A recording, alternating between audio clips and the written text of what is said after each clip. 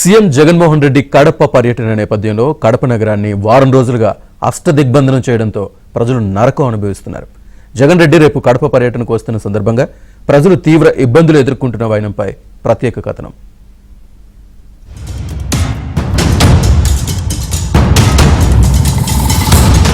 కడప జిల్లా వాసి జగన్ ముఖ్యమంత్రిగా బాధ్యతలు చేపట్టి 4.5 ఏళ్లు దాటింది.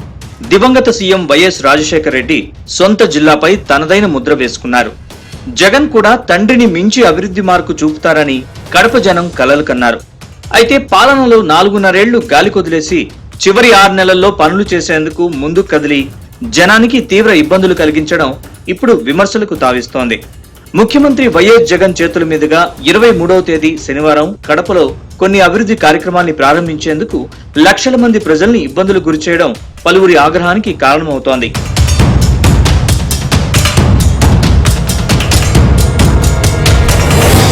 జగన్ సీఎం అయిన తర్వాత కడప అభివృద్ధి కోసం డిపిఆర్ ని రూపొందించారు. అది అటకెక్కింది. 2021లో జూలై 28న కడప రోడ్డు డ్రైనేజ్ నిర్మాణం కోసం సీఎం జగన్ టెంకాయ కొట్టారు. అప్పటి నుంచి 2 ఏళ్ల పాటు పట్టించుకోకుండా ఉండి ఉన్నపళంగా ఇటీవల పనులకు శ్రీకారం చుట్టారు. శనివారం కడపలోని అంబేద్కర్ సర్కిల్ నుంచి వై జంక్షన్ వెళ్లే రోడ్డు సర్కిళ్లు, కోటిరెడ్డి సర్కిల్, 7 రోడ్ సర్కిల్ మరికొన్ని ప్రారంభోత్సవాల్లో సీఎం జగన్ పాల్గొననున్నారు. ఈ పనుల్ని పూర్తి చేసేందుకు 20 రోజుల నుంచి రాత్రి పగలు శ్రమిస్తున్నారు. పనుల కోసం నగరంలో దాదాపు అన్ని ప్రధాన కూడళ్లను బ్లాక్ చేశారు.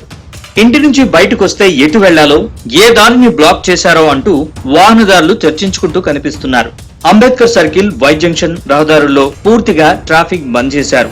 దీంతో అప్సరా సర్కిల్, వై జంక్షన్ కు వెళ్లే జనాలు అవస్థలు పడుతున్నారు. ఓం శాంతి నగర్ నుంచి రోడ్డు మీదకు వెళ్లలేని పరిస్థితి వచ్చింది. అలాగే ఆర్టీసీ బస్టాండ్ వద్ద బ్లాక్ చేశారు. కోటిరెడ్డి సర్కిల్ నుంచి పాత బస్టాండ్ మధ్య రాకపోకలని నిలిపివేశారు. సంధ్యా సర్కిల్ నుంచి జిల్లా పరిషత్, మురళీ థియేటర్ మీదుగా మళ్లిస్తున్నారు.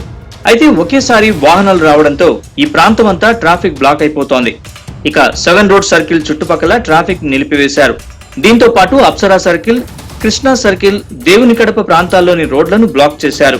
ముఖ్యమంత్రి వస్తున్నాడు అనే ఉద్దేశంతో కడప నగరాన్ని దిగ్బంధి చేశారు.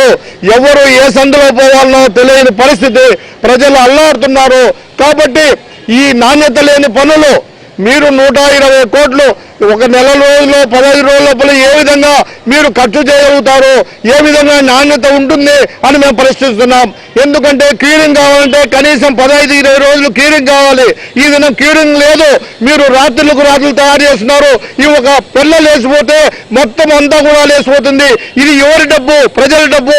కాబట్టి ఈ విధంగా ప్రజల డబ్బును అన్యాయంగా, ఇది అక్రమంగా వాళ్ళకు నష్టం కలిగిస్తూ వాళ్ళ ప్రజల డబ్బులు దోచుకుంటున్న ఈ ప్రభుత్వ కంట్రోలర్లు కానీ అధికారులు కానీ ఒకటే చెప్తున్నాం, అయ్యా జగన్మోహన్ రెడ్డికి బై బై చెప్పే రోజులు వచ్చాయి. జనమంతా కూడా విసుగుంచుకుంటున్నారు.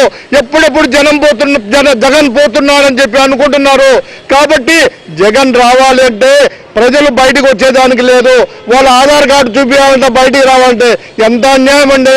ముఖ్యమంత్రి సొంత జిల్లాలోనే ఈ విధంగా నువ్వు ప్రజలు నమ్మకపోతే ఇంకా ఎవరిని నమ్ముతావయ్యా నువ్వు అని మేము అడుగుతున్నాం. 4 ఏళ్లు పట్టించుకోకుండా ఇప్పుడు ఎన్నికల జిమ్మిక్కుల్లో భాగంగా ఒకేసారి నగరంలో అష్టదిగ్బంధనం చేసి పనులతో తమను ఇబ్బంది పెడుతున్నారంటూ జనం అధికారులపై ఆగ్రహం వ్యక్తం చేస్తున్నారు.